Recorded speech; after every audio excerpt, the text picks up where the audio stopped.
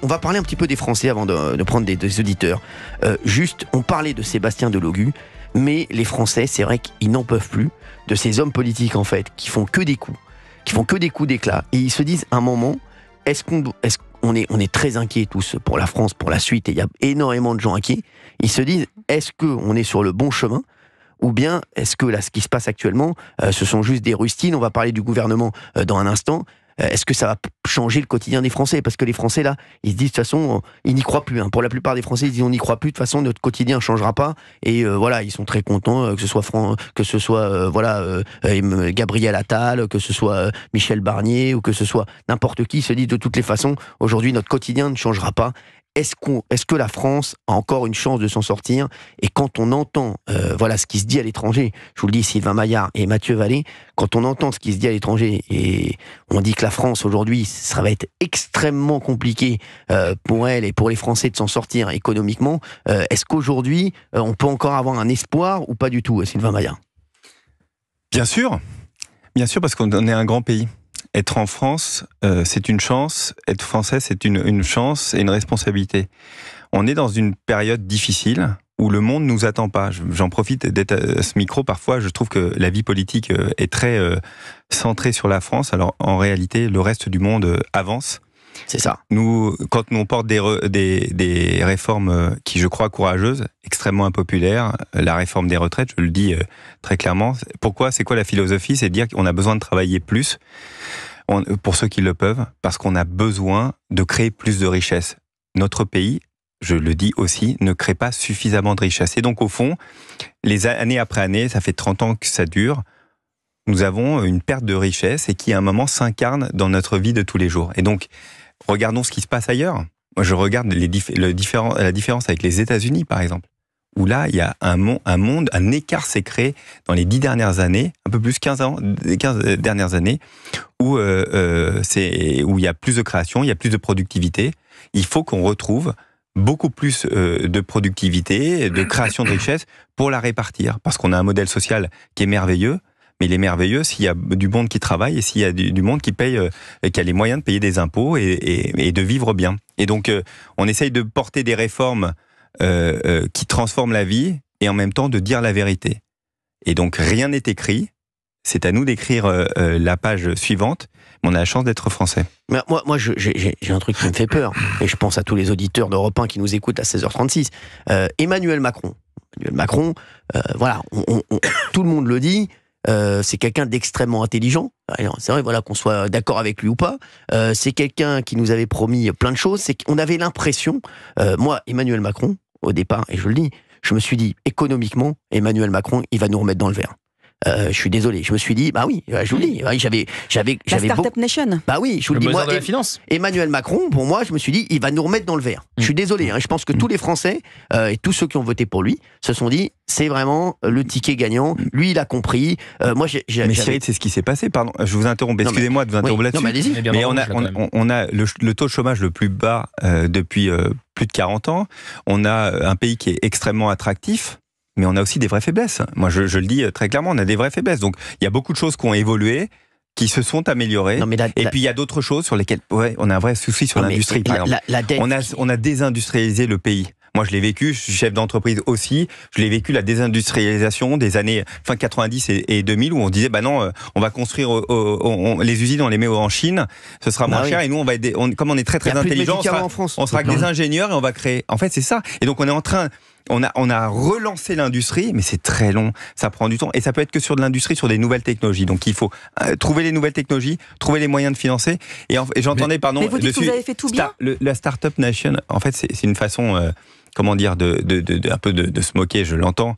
Vous savez quoi, si on n'investit pas dans les technologies du futur, on est mort. On est mort. Si le but c'est de remettre de l'industrie de produits qui existent depuis 50 ans, ça n'existera pas. Non, mais j'entends ce que vous dites. Et donc il faut créer des nouvelles technologies, les nouvelles batteries, le quantique, tout ce qui va faire la suite, l'intelligence artificielle. Quand tu vois ce que fait un mec comme Elon Musk, alors qu'il soit d'accord avec lui ou pas, tu te dis, mais on est à des années-lumière, les mecs. On est à des années-lumière. On est au Moyen-Âge. Je vous le dis, on est au Moyen-Âge. Je pense que Mathieu Vallée. Je pense que J'ai vu Bruno Le Maire ce matin, il disait je vous aime et je m'en vais, un peu comme du Sardou, pardon, je préfère entendre Sardou. D'ailleurs, c'est ce qu'il a dit. Je préfère entendre, je sais bien, mais je préfère entendre Sardou qui fait la fierté du pays plutôt que Monsieur Le Maire qui va être interdit bancaire. Parce que vous avez raillé Monsieur Bardella en disant que lorsqu'il demandait un audit des finances publiques, on savait déjà tout, avec un certain mépris de classe d'ailleurs, parce qu'on parle actuellement de mépris de classe, c'est à la mode, et on se rend compte que finalement, au plus on ouvre les armoires de Bercy, au plus il y a des chèques en bois, et au plus il y a des dettes qui ont été accumulées sur des générations futures.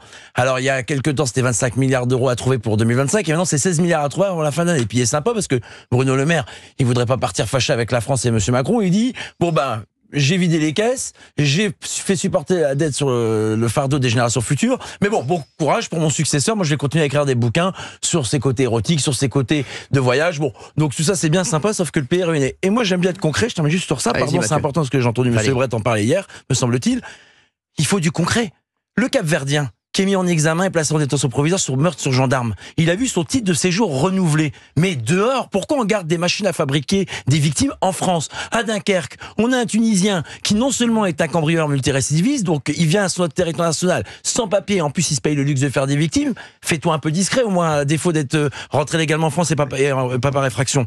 Et finalement, il est absent de sa énième audience pour aller faire une demande de dérogation. Mais non, mais c'est dehors. Ça, c'est un truc de fou. Et il faut expulser les criminels et les délinquants étrangers, et c'est quelque chose que nous porterons, et c'est une proposition qu'on fera. On peut pas avoir un titre de séjour en France, encore moins rester en France, si on fait des victimes. C'est du bon sens, et c'est ce que les Françaises et les Français veulent. Mathieu Vallée et Sylvain Maillard, on vous retrouve dans un instant. Moi, j'aurais une question à vous poser, Mathieu Vallée, importante, parce qu'on parlait des nouvelles technologies, on parlait, mine de rien, économie. On va lui répondre dans un instant, Sylvain Maillard. Mais est-ce que tout ça, ça va amener des richesses en France? On va en parler dans un instant, parce qu'aujourd'hui, on a besoin de richesse, on a besoin de pouvoir d'achat. Donc aujourd'hui, la sécurité, c'est important, mais le pouvoir d'achat, c'est quand même la préoccupation première des Français. On en parle dans un instant, il y a des auditeurs en ligne qui vont réagir. À tout de suite.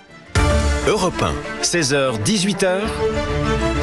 On marche sur la terre. On marche sur la tête sur Europe 1. On a la chance d'avoir Mathieu Vallée, eurodéputé Rassemblement National, ex-syndicaliste policier, et la chance d'avoir Sylvain Maillard, député Ensemble pour la République. Mathieu Vallée vous a interpellé il y a un instant, Sylvain Maillard, sur Europe 1, et il vous a parlé de deux cas, qui sont des cas que les Français ont connus, et ils ont connu des drames à cause de ça ces dernières semaines. Et aujourd'hui, c'est vrai que la question que vous pose Mathieu Vallée sur ces personnes qui sont multirécidivistes et qui sont encore et qui demandent encore des titres de séjour et qui sont renouvelés, c'est quand même la question aussi qui revient tout le temps dans la bouche des Français, des téléspectateurs, des auditeurs que je vois, que j'entends, qui me disent comment on peut en arriver là, Sylvain Maillard? Je vais répondre bien sûr. Juste à tout à l'heure, Mathieu Vallée a fait un bon mot qui a fait rire tout le monde sur Bruno Le Maire. Moi, je vais vous dire un truc tout simple. Ça fait 7 ans qu'on est aux responsabilités. C'est extrêmement difficile. Il faut gérer un pays complexe avec des diversités de points de vue, de gens tout à fait respectables qui pensent exactement l'inverse les uns des autres, et de trouver une voie dans le Covid, dans les gilets jaunes. Enfin, il y a eu plein de crises qui ont été très difficiles et on les a menées. J'ai eu la chance de pouvoir les mener dans la majorité en tant que président de groupe. Et en fait, moi, je trouve que c'est un honneur d'avoir pu les mener. J'entends les critiques qu'on peut faire, mais je crois qu'on a fait beaucoup de choses et on a pu avancer. Mais évidemment, faut faire plus. Sur ce que vous avez dit sur des cas, c'est ça qui est assez extraordinaire dans le Rassemblement National, c'est que c'est pas notre faute quand même. Non, ce que vous êtes extraordinaire, c'est de la façon dont vous présentez les choses. C'est-à-dire que c'est la réalité. C'est-à-dire que je vais jusqu'au bout des choses. C'est-à-dire que vous prenez des cas particuliers sur lesquels d'ailleurs on peut peut-être se retrouver d'ailleurs sur des réflexions. Parce que c'est le quotidien des gens et des victimes. Exactement. Et en fait, c'est ça qui est assez fort. On parlait de Monsieur Delogu tout à l'heure sur la technique du buzz. Votre technique, c'est simple, c'est de partir uniquement de cas concrets et de s'offusquer, probablement à raison, de cas très concrets, sans proposer, tout à l'heure sur l'économie, sans proposer une seule chose. Si, je peux vous proposer. Je vous dirai sur l'économie. On a fait une loi immigration. Oui, elle marche beaucoup, vous dites donc. Une loi immigration. Vous savez, ce qui est compliqué aussi en France, d'abord, c'est de faire voter une loi, c'est long, c'est compliqué. Trouver une majorité, compliqué à trouver. Et de faire en sorte qu'elle s'applique partout, de façon uniforme et qu'elle soit efficace. Je crois que cette loi immigration que nous avons votée, d'ailleurs qui a voté le Rassemblement National, bien sûr. Comme on agit. Je crois qu'elle va. Après, vous avez des députés qui sont quand même payés pour travailler. Tout à fait. Mais dites pas qu'on commente les faits d'insécurité, qu'on en profite. On agit en votant des lois. Je vous le dis juste au passage. Je crois que cette loi va permettre entre autres, de façon assez efficace, de faire en sorte que ceux qui n'ont aucune vocation à être en France, qui ont été déboutés, repartent, et il y a une décision, ce qu'on a fait, c'est-à-dire qu'on est passé de 12 recours possibles, c'est-à-dire qu'on n'arrivait plus à expulser les gens, à 3, et donc une réponse en 8 mois. J'espère, M. Maillard, parce qu'on compte les victimes et les Français en peuvent plus. C'est la loi, mais vous savez quoi ? Elle s'applique depuis... pas assez vite et pas assez fort. Il faudrait qu'on intensifie, parce que les victimes, elles se multiplient, malheureusement, on a des familles brisées, alors qu'on pourrait gagner des vies, des familles. La loi en France n'est pas rétroactive, sauf la loi fiscale. Je sais bien. Et donc, elle s'applique depuis 6 mois, je crois. Et on n'a jamais eu autant de retours à la frontière que depuis qu'elle s'applique. Merci à vous deux. Il est 16h45, on est sur Europe 1. On a Nicolas en ligne avec nous. Bonjour Nicolas. Oui, bonjour. Merci Nicolas d'être avec nous sur Europe 1. Vous habitez où ? Moi j'habite dans la Nièvre. Où ça ? Alors je suis sur Cône-sur-Loire. Cône-sur-Loire, ah ouais, je connais très bien. Très beau. Je connais très bien. J'ai sévi là-bas. Oui. Vous avez entendu parler de moi, Nico ? Oui. Merci. Vous faites quoi dans la vie, Nicolas ? Moi, je suis fonctionnaire sur la Nièvre, en fait. Je suis cadre, je suis fonctionnaire sur la Nièvre. Vous nous écoutez depuis 16 heures. Vous vouliez réagir à tout ça. Dites-nous tout. Oui, ensemble. Enfin bon, maintenant, ça, la conversation a roulé sur sur la sécurité de l'immigration. Moi, j'ai entendu M. Maillard qui disait, qui parlait d'être aux responsabilités. Alors, je trouve que c'est symptomatique, parce que moi, je pense que c'est vraiment un terme qui dénote une fonctionnalisation du pouvoir politique. Je pense qu'il faudrait être au pouvoir. C'est ça qu'on veut, les Français, c'est que les hommes politiques soient au pouvoir et pas seulement à ce qu'ils appellent être dans la responsabilité. Il faut être au pouvoir. Il faut prendre des mesures fortes, parce que il faut sortir par exemple de l'état de droit. Sinon, on peut rien faire. Il faut pouvoir, je sais pas, mais lutter par exemple contre les jurisprudences du Conseil d'État, du Conseil constitutionnel qui nous empêchent de prendre les mesures nécessaires, parce que on nous dit on va prendre des mesures, on va prendre des lois, mais on sait très bien que tout ça ce sera contrecarré par l'Europe, par le Conseil constitutionnel, le Conseil d'État. Donc voilà, moi s'il vous plaît, beaucoup de Français pensent comme vous, hein, Nicolas. Pas Valérie Benaïm, bien sûr. Non, mais sortir de l'état de droit, moi tout de suite. Non, mais Valérie Benaïm, c'est une expression de Nicolas, et ce que dit Nicolas. On a entendu Sylvain Maillard. Sylvain Maillard, excusez-moi. Sylvain Maillard, c'est quelqu'un qui c'est pas un fou, Sylvain Maillard. Non, mais c'est vrai. Sylvain Maillard, on l'a vu depuis. Moi, je l'écoute depuis 16 heures, Sylvain Maillard. Je vais vous dire, je suis pas bien. Alors, parce que j'ai pas l'impression. Moi, c'est un mec en qui, si je le vois, Sylvain Maillard, je l'écoute. C'est quelqu'un qui a un discours sensé, et on a l'impression quand même qu'avec aujourd'hui, la Constitution aujourd'hui et tout ce qui est mis en place aujourd'hui, la France peut pas s'en sortir. Si vous écoutez, moi j'écoute Sylvain Maillard, je me dis, c'est pas possible. Je suis désolé. Il était avec, il nous a parlé de Bruno Le Maire aussi. Aujourd'hui, on le voit. Aujourd'hui, la France telle qu'elle est, j'ai l'impression qu'on ne peut pas s'en sortir. Il va falloir prendre des grosses décisions. Je suis désolé. Et Mathieu, allez, vous avez parlé, il y a un instant, vous avez parlé d'immigration, vous avez parlé d'OQTF, mais aussi même économiquement, je suis désolé, à un moment, il va falloir se poser la question des aides. Je suis désolé. À un moment, c'est un robinet qui coule à tout. C'est comme si vous aviez un robinet d'argent qui coulait toute la journée. Non mais si, c'est impossible. Aujourd'hui, il va falloir se poser la question. Et comme aujourd'hui, on ne peut pas se la poser, on ne va pas se mentir. Aujourd'hui, le plus gros problème aujourd'hui en France, on le dit, c'est le problème de la sécurité sociale, les mecs. Aujourd'hui, je le dis, oui, il faut le mettre sur la table. Excusez-moi, Gilles Verdez, vous me regardez avec des yeux de Merlan-Fry. Mais excusez-moi, Gilles Verdez, à un moment, il faut poser des questions. Aujourd'hui, vous avez un robinet qui coule à flot toute la journée. Aujourd'hui, la dette française, c'est comme un compteur, toute la journée. Et c'est toute la journée, ça tourne, et ça rentre pas. À un moment, les mecs, on va dans le mur. À un moment, il faut prendre des décisions très fortes. Je suis désolé. Et aujourd'hui, moi, quand j'écoute Sylvain Maillard, quand j'écoute Bruno Le Maire, quand j'écoute Emmanuel Macron, alors, bien sûr, on peut se dire, excusez-moi, ils peuvent pas tous être à côté de la plaque. Je suis désolé. Ils peuvent pas avoir gouvernement après gouvernement des mecs qui sont à côté de la plaque. Excusez-moi, hein, je me dis, donc, à un moment, est-ce qu'aujourd'hui, en France, on peut prendre des décisions? Parce que j'ai l'impression qu'on peut pas faire voter des lois, vous l'avez dit, hein, c'est très compliqué. Mais aujourd'hui, il faut prendre des décisions fortes, et je pense qu'il faut tout changer. Mais le problème, aujourd'hui, c'est qu'il y a plus le temps. Donc, je suis quand même très, très pessimiste. Excusez-moi. Nicolas, je vous écoute, mais je ne sais pas si vous êtes d'accord avec moi. Bon, Nicolas, il est passé sous un tunnel. Non, mais Sylvain Maillard. Vous savez quoi, Cyril, je vous écoutais en même temps, Et je disais, ce qui est extraordinaire, c'est que là, vous avez votre auditeur qui dit une chose, et on dit oui, il a raison, il faut tout changer, pas d'état de droit. Vous savez quoi, si on enlevait l'état de droit, vous seriez surpris dans votre quotidien ce que ça changerait. Non, mais on n'a pas dit ça. Vous seriez le premier à dire, il faut remettre un conseil constitutionnel. Je dis pas que c'est pas compliqué de changer les lois, je le redis, mais ce qui est surtout le plus important, c'est de choisir des priorités et on trouve une majorité sur ces priorités. Vous savez, moi, ce que j'adore, ce que j'ai découvert en faisant de la politique, moi, j'étais un chef d'entreprise, découvert en faisant de la politique, d'abord en tant que maire adjoint à Paris, puis en tant que député, c'est qu'il y a plein de gens très sensés, très intelligents, qui pensent exactement l'inverse et que ces points de vue sont entendables pour chacun d'entre nous. Ce qu'il faut, c'est trouver du commun pour qu'on puisse avancer ensemble. Et pas uniquement. En fait, j'ai pas de baguette magique et personne n'a de baguette magique.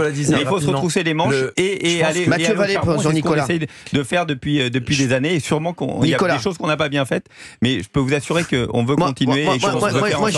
Excusez-moi, attendez, je vais donner la parole à Mathieu Vallée et je vais parler de Valérie Benaïm dans un instant. Valérie, on l'adore. Non mais Valérie Benaïm, on l'adore. Mais Valérie Benaïm, excusez-moi, Valérie Benaïm, c'est trop mou aujourd'hui pour la France. Mais je vous dis la vérité. C'est trop mou. Je vous aime beaucoup, Valérie, mais vous êtes trop molle. Excusez-moi. Pardon, mais je suis très heureuse, moi, d'être dans une société française. Mais oui, mais vous êtes très heureuse. Mais tout le monde est très heureux. Mais à un moment, mais vous êtes très heureuse. Il y a énormément de Français malheureux, Valérie Benaïm. Bien sûr, mais il y a plus de Français malheureux que de Français heureux. Il faut quand même reconnaître que vous êtes contente d'aller au salon du livre le week-end, mais eux, ils se font chier. Il faut quand même reconnaître qu'on est très heureux d'être dans un pays où il y a une sécurité sociale, où on est dans un pays où justement les moins aisés peuvent avoir accès à des soins.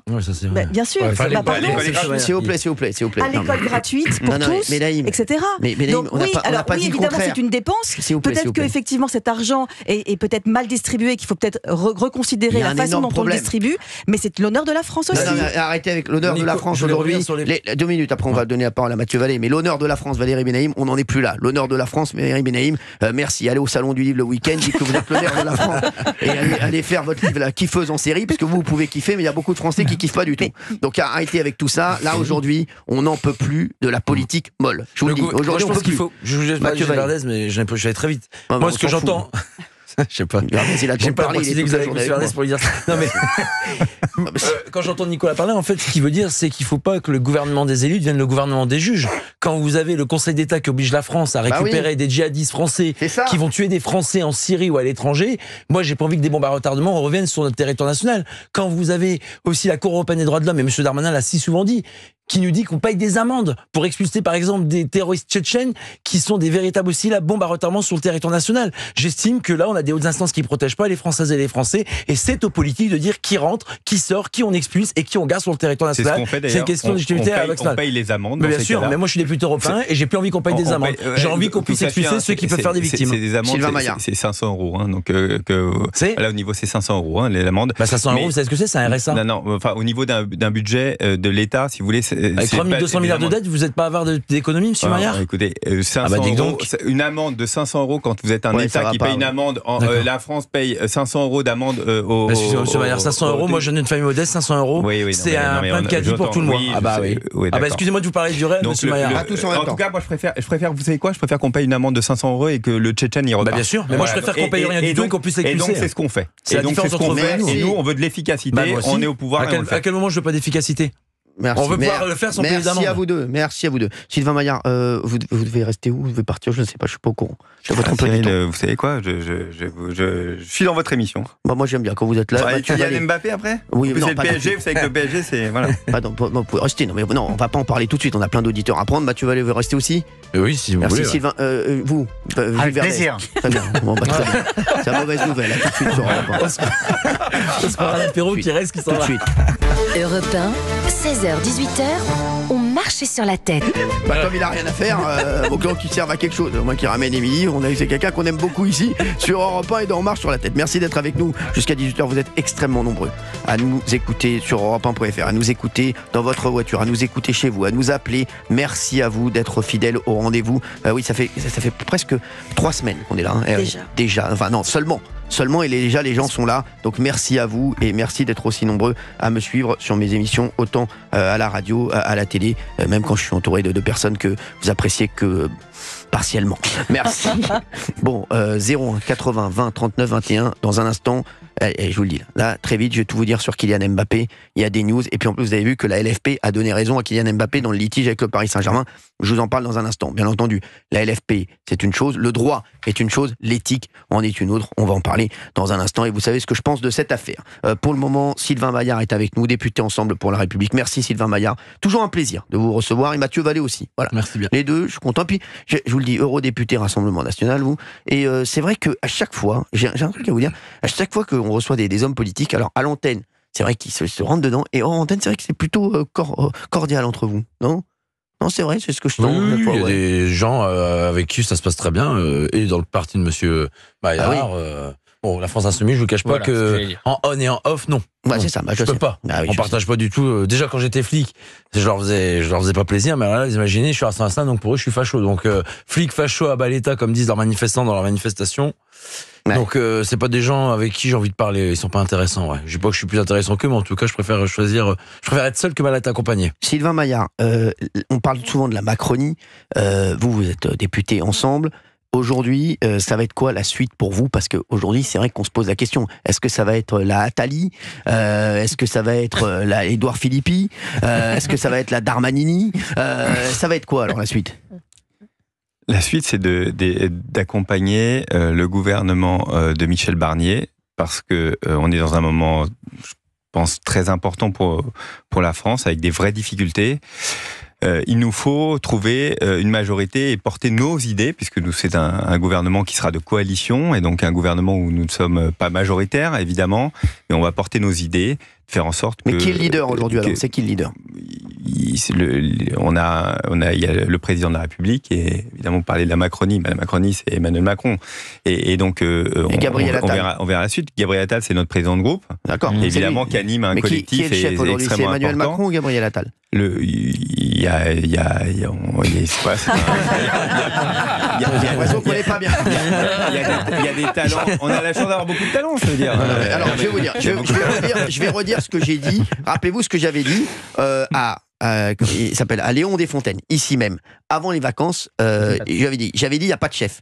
Et c'est parce qu'il n'y a pas eu de chef qu'ils n'ont pas été au gouvernement. Je vous le dis. Donc, c'est forcément un chef. Nous, ici, il y a un chef. On sait que c'est Valérie Benaïm. Non, mais c'est vrai, on sait que c'est Valérie Benaïm. Vous, qui est votre chef en ce moment? Qui est votre chef? C'est Gabriel Attal.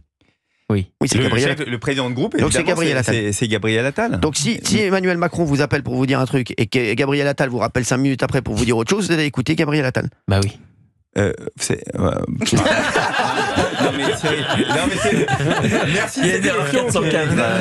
C'est important. Vous savez quoi, Cyril, peut-être par mon passé de ce que je suis, j'ai 50 ans, j'essaye de porter aussi des choses en me disant, je n'ai pas forcément un chef, il y a un chef, un sous-chef, on porte des idées et on est un collectif et on travaille tous ensemble. Voilà. Alors c'est peut-être une lapalissade que je suis en train de vous dire, mais en fait je le ressens comme ça. Moi, le jour où je fais de la politique, j'ai fait une vie avant et j'aurai une vie après, et j'en suis ravi. Je n'attends pas qu'on me téléphone pour me donner des ordres. Ça ne veut pas dire qu'il n'y a pas d'expression, mais j'attends pas qu'on me donne des ordres.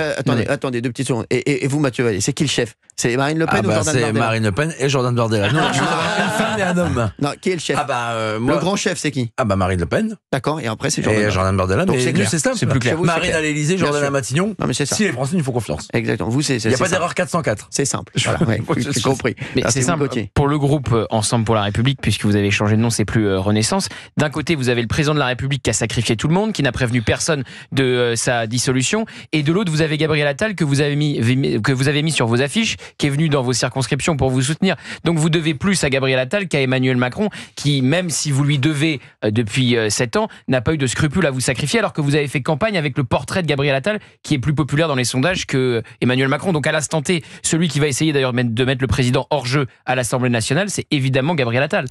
Eh ben, vous savez quoi? Je vais répondre exactement l'inverse de ce que vous venez de dire. Moi, j'ai une vraie fidélité envers Emmanuel Macron. Et je me suis fait engueuler pendant la campagne où c'était difficile. Moi, je suis du centre de Paris où moi, j'ai une vraie fidélité envers Emmanuel Macron. Si Emmanuel Macron n'avait pas cru en moi ou en d'autres, moi, je ne serais jamais devenu député. Et donc, ressentiment dans le groupe. Et je vais vous dire une chose, c'est une façon de vivre où j'ai des fidélités envers les gens qui vous ont aidé. Et je crois que c'est important dans la vie d'avoir la chance de rencontrer des gens qui vous portent. Et moi, j'ai une vraie fidélité envers Emmanuel Macron, quoi qu'il arrive. et à l'avenir, que je fasse de la politique ou pas, c'est quelque chose qui m'a marqué. Donc, je ne suis pas d'accord avec... je ne change pas comme ça devant. Mais j'ai beaucoup d'amitié pour Gabriel Attal, tout le monde sait, pour Gérald Darmanin, pour Bruno Le Maire, avec des gens avec qui je travaille, et j'ai l'honneur de travailler avec eux. Mais voilà, je pense qu'il faut aussi, vous savez... C'est important d'être un peu droit dans ses convictions et droit dans ses fidélités de ses amitiés. Alors, Sylvain Maillard, je vais vous libérer après, hein, vous inquiétez pas, parce que là, on vous a embêté avec ça. Juste là, alors, qui va se présenter en 2027 ? Parce que eux, c'est clair. Alors, RN, c'est clair, c'est Marine Le Pen, Jordan Bardella. Après, il y a le procès de Marine Le Pen. Voilà. Mais non, avec les appels et tout ça, elle arrivera, je te le dis. Nous, c'est Marine Le Pen, notre candidate naturelle. C'est Marine Le Pen, la candidate. Il y a une candidate, il y a une possibilité où l'inéligibilité n'est pas suspensif en cas d'appel. Hein. Ça existe. Mais je pense que ça sera pas le cas. On verra. Notre parti reste optimiste. On verra Gauthier Lebret, mais je pense que ce sera Marine Le Pen qui se présentera pour le RN en 2027. Après, vous avez j'ai rien dit. J'ai pas dit que ce sera peut-être le cas. Je dis juste qu'il y a une possibilité qu'elle soit inéligible et qu'elle ne puisse pas le faire. Je pense que ça va pas rentrer dedans. Vous verrez. Sylvain Maillard, vous alors, donc Édouard Philippe, Gabriel Attal. Il va y avoir Bruno. Alors il y a Bruno Le Maire. Il a fait ses adieux. Mais ça y est, Bruno Le Maire, ça y est, je pense qu'il a fait ses arrête la vie politique. Il a fait ses adieux au musical. Là, on le retrouvera. Ça y est, il nous a fait. Là, on retrouvera Bercy, mais pas le Bercy. Il va être à Bercy, mais c'est juste en face. C'est en face. À la salle, donc tranquille. Du Sardou, peut-être. Exactement. Il y a Gérald Darmanin. Sylvain Maillard, vous. Du monde, hein. Ouais. On en a des talents, on a de la chance. On a beaucoup de talents. Ça va être qui et vous savez quoi ? C'est dans 2 ans et demi. Ouais, donc 2 ans et demi, vous savez quoi, c'est en politique. Là, quand on voit ce qui s'est passé dans la dernière année, c'est très long. Pour le moment, c'est au quotidien. Aider les Français, trouver une majorité relative, porter un budget. Là, on est les mains dans le moteur et faire en sorte que ça fonctionne pour améliorer la vie des Français. C'est ça qui nous obsède. Puis vous verrez ça avec votre chef Emmanuel Macron. On verra dans 2 ans et demi, dans 2 ans, il faudra choisir un candidat. Mais pour le moment, on s'occupe des Français, parce que vous savez quoi, pour qu'on puisse avoir le choix dans 2 ans sur un candidat, il faut qu'on réussisse maintenant. Édouard Philippe, il n'a pas attendu, il a déjà déclaré sa candidature alors que vous dites avoir les mains dans le moteur. C'est quand même assez bizarre comme timing de penser à sa carrière avant de penser aux Français. Lui, il n'a pas attendu. Moi, je crois que j'ai été assez clair dans ce que j'ai dit. Je réponds juste à votre remarque. Je suis au quotidien à travailler. Je dis juste que tout le monde n'a pas votre timing. Des solutions pour les Français, c'est notre travail au quotidien. Alors, c'est ça qui est passionnant en politique. Après, on peut toujours penser l'avenir. L'essentiel, c'est aussi de ce qu'on peut faire au quotidien, d'améliorer les choses. C'est ça aussi qui est la satisfaction de quelle que soit la femme ou l'homme politique. Arrêtez d'embêter Sylvain Maillard. Gilles Verdez. Et nous, il y a Mélenchon. Mais nous, il y a Mélenchon, voilà, c'est clair, c'est Mélenchon. On l'avait oublié. 92 ans. C'est pour ça que j'interviens. 92 ans. Et non, il aura 76 ans. J'aime bien le Il est en forme. Nous, il y a Mélenchon. Il a dit plaisanter. Ah là là, on a un petit aveu là. C'est pas grave, c'est pour plaisanter. Et ça nous fait plaisir. Gilles Verdez, on vous aimera toujours. Merci. Bien entendu. Voilà, Jean-Luc Mélenchon. Vous avez voté Jean-Luc Mélenchon, vous déjà, vous savez. S'il se présente. Bien sûr. Il va être dans la même s'il se présente pas. Sinon, c'est le candidat de gauche le mieux placé. Nous, c'est boum, direct. On réfléchit même pas. C'est pour ça que ça marche et qu'on gagne. Ça marche, mais vous avez rien gagné du tout. Vous êtes les seuls. C'est comme votre vie. C'est une succession d'échecs. Franchement, non, mais ils ont rien gagné du tout. Ils sont chez eux là en train de faire des tartiflettes. Donc arrêtez de dire des bêtises. Ils étaient tout contents en train de ils chantaient là. Ils étaient dans un camion à pizza en train de chanter du Claude Barzotti. Ils se sont retrouvés là aujourd'hui là à faire des tartiflettes et des 4 quarts à la maison. Donc arrêtez. Non mais c'est bon. Donc vous avez gagné rien du tout. Gilles Verdez, concentrez-vous sur Fatou. C'est ce que vous avez de mieux à faire. Merci. Fatou, je rappelle que c'est sa compagne. Je voudrais remercier Sylvain Maillard d'avoir été avec nous. Merci Sylvain Maillard. Vous revenez quand vous voulez. Merci à vous. Et vous êtes toujours très intéressant. On l'aime bien, Sylvain Maillard. Mathieu Vallée, franchement, même vous l'aimez bien, je le vois. Moi, j'apprécie débattre avec Monsieur Maillard parce qu'il n'y a pas d'invective et d'insultes et on peut parler chacun notre tour. Il est intelligent. Mais il n'y a qu'avec la France Insoumise qu'on a du mal à faire des débats. Je sais de quoi je parle. Ils ne veulent même pas vous serrer la main. Oui, c'est vrai. Merci Mathieu Vallée. Merci de l'invitation. Merci d'avoir été là. C'est un plaisir de venir. Vous revenez quand vous voulez, avec grand plaisir. Il y a plein d'auditeurs à prendre. On va parler de Kylian Mbappé dans un instant. Et puis il y a monsieur là, Fabien Leceuve, qui faut rien depuis. Mais j'attends mon tour. Vous attendez votre tour. Et vous allez être très heureux. Ah oui. Ah bon. 3 gros anniversaires aujourd'hui. De 3 stars. C'est pour ça qu'il est venu. Mais l'autre, c'est pas un chroniqueur, c'est Ronald McDonald. Allez, c'est sûr. Tout de suite. Possible. Europe 1, 16h, 18h. On marche sur la tête.